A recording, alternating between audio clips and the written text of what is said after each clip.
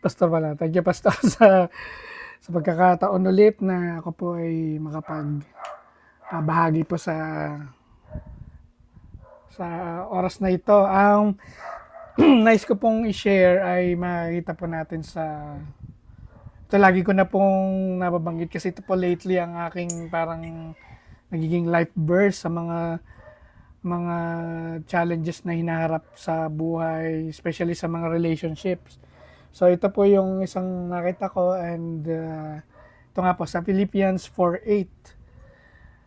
So sabi po sa Philippians 4:8, na namin yung Tagalog na binuksan ko dito. Ay wala pala.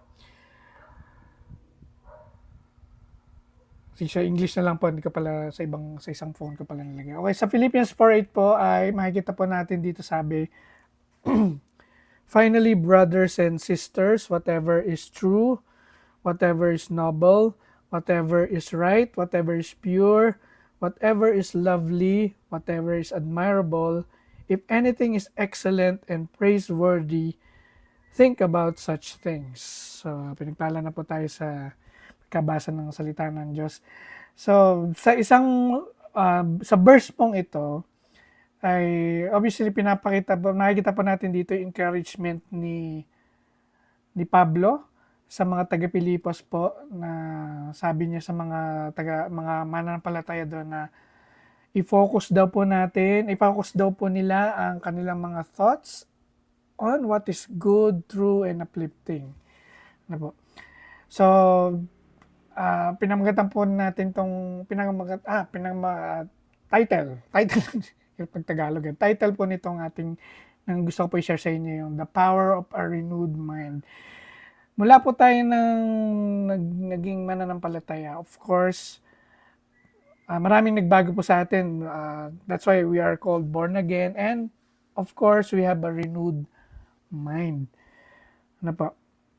So ito po yung parang paalala kasi syempre may mga pagkakataon talaga na nagfe-fade tayo away dahil nga po sa mga pinagdadaanan, pero buti na lang po may mga pagkakataon ganito kagaya po ng unang pang panahon ng New Testament na lagi po may magre-remind sa atin, at ito nga po timeless yung message na para sa atin po rin mismo na kung ano daw po ang ating dapat isipin, ay ito ang ating dapat isipin, especially po na tayo po ay mga mananampalataya.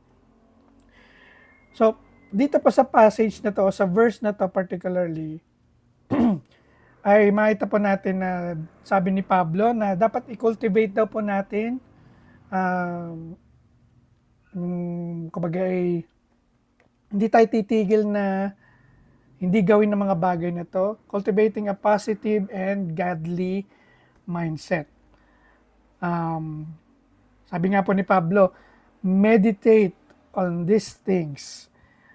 At yung mga nabanggit po doon, ano po ba mga character yon? Of course, yung mga nabanggit doon, right, pure, lovely, admirable, lahat po yan ay God's character. So mula po nung tayo naging mananampalataya, of course, ito yung dapat makikita po sa atin, ito po yung dapat i-emulate natin. Hindi lang po every other day, kundi every minute po ng ating buhay. Ano po? God's character, truth, righteousness, purity, and beauty, so that ating po mga puso at isipan will be remained aligned kay Jesus Christ. So sa pamagitan po nito, of course, alam na naman po natin, natutunan na natin po yan, na pag ginawa po natin mga bagay na to, ay 150% sure na may experience po natin yung peace, joy, and of course, stronger faith. Kasi po, di po ba, ako kasi ako po idealistic talaga pagdating sa pag nag-profess ka na ikaw ay Christian, nananampalataya kay Jesus Christ. Dapat po yan, consistent, di ba? Wala naman sigurong hindi mag-agree po sa akin dito. Hindi pwedeng double standard po tayo na kumot ganito, ay okay lang sa atin, mga gano'ng mga bagay. Kasi yun nga po, lagi tayong nahaharap, kahit sa balita and even personal po na ako po may mga kaibigan ako na na pastor pa, graduate pa ng PMI, kasama ko sa work. Ako mismo na-embarrass sa mga kasamahan ko kasi sa panakikitaan ng mga bagay na hindi na nakikita dapat sa pagiging Kristiyano. So, yun po yung isang challenge sa pag nag-work kayo sa outside that, yung sa church setting. So, napakahirap. Hindi siya madaling, syempre, kasi once na pinakita po na o nagpakilala tayo na tayo ganito, born again or tayo Kristiyano, siyempre lagi yung tingin, yung mga mata nakatingin talaga sa atin. So, ganyan bang ginagawa ng mga Kristiyano? Ganyan bang Kristiyano? Mga ganyan, di ba? Maririnig po natin yon. Pero unfortunately, marami pong talagang hindi gumagawa. Kung ako po'y bagong Kristiyano, ilang beses na po ako na-stumble. Pero ang difference ng matagal ng, siyempre, pag nagmamature na po tayo, parang nagiging ano na lang po yan eh. Parang na pwede natin mapaghiwalay yung totoong gospel, totoong ibig sabihin ng pagiging Kristiyano doon sa ginagawa ng tao. Kaya po,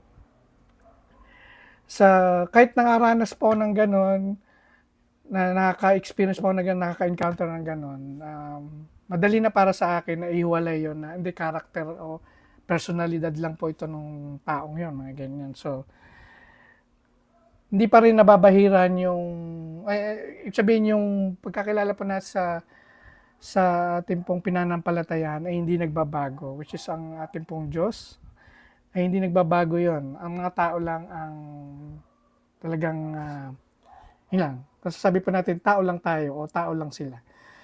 Kaya ito po ay reminder especially sa akin din po na ako mismo ay maging mabantayan ang aking mga iniisip, ginagawa. Kasi hindi po, bilang Kristiyano po kasi parang hindi siya acceptable kapag may ine-embrace tayo na outside sa kalooban ng Diyos, di po ba? Marami pong mga bagay niyan, kaya marami po tayo ma-observe niyan, especially sa present time po natin. Kaya dito po talaga papasok pa rin yung ating personal na faith, personal na journey, pamumuhay bilang mananampalataya.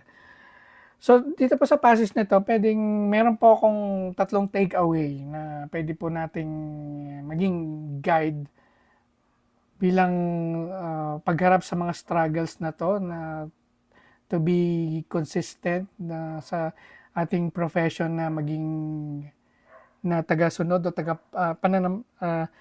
mananampalataya ng ating pong Panginoong Yesus. So, una po dito ay, sabi po dito ay, guard your thoughts. So, sa verse na yon, makita po natin na yun po yung mismong ina-admonish or in-encourage ni Paul. So, kung ano daw po yung iniisip kasi natin, yun yung nag-shape sa ating attitude and action. So, Paul encourages us to focus on what is true, totoo, noble, and praiseworthy to cultivate the Christ-like mindedness. Kasi yung pong nilista ni Paul doon, yun na mismo yung God's character. So, pag lumista tayo doon sa mga list na yun, medyo questionable na po yun. So, guard our thoughts. So, bantayan po natin yung ating mga iniisip. Pangalawa po ay pursue positivity and virtue. So, ano po ibig sabihin nun? So, pag tayo raw po ay nag-dwell sa mga bagay na mabuti, dalisay, kahanga-hanga, kayang-kaya po nating ipamalas, iparana sa iba, maranasan natin mismo ang kagalakan, kapayapaan, at of course, yung spiritual growth. Habang kasabay po nito ay naiiwasan po natin yung negativity at ang paglihi sa kalooban po ng Diyos. And then panghuli po ay transform your life through right thinking. So babaguhin daw po natin ang baguhin daw po natin ang ating buhay sa magitan po ng tamang pag-iisip. So pwede po natin sabing Kristiyanong pag-iisip. Since tayo po yung tagasunod ni Jesus Christ, yun po ang atin talagang ultimate example ng kanyang pong character. So, fixing our minds on godly things leads to a transformed life. Yan po sinasabi dito. So, dapat sa pamagitan po ng ating fixed na pag-iisip ay na-influensyahan po natin daw po ang ating mga desisyon. Siyempre, ang ating pong relationship and overall na pananaw o pagtingin o overall na pagtingin sa mga bagay na gagawin natin na makakapagbigay po ng lugod sa ating pong Panginoon. Kaya na po'y maging kagaya po ng pag-remind sa akin itong verse na to ay sana po ay maging reminder din po sa atin kagaya ng timeless na message na yan na originally ay para sa mga taga-Pilipos po na always think of whatever is true, whatever is noble, whatever is right, whatever is pure, whatever is lovely, whatever is admirable, if anything is excellent or praiseworthy, think about such things. So, yun po. Purihin po ang Panginoon sa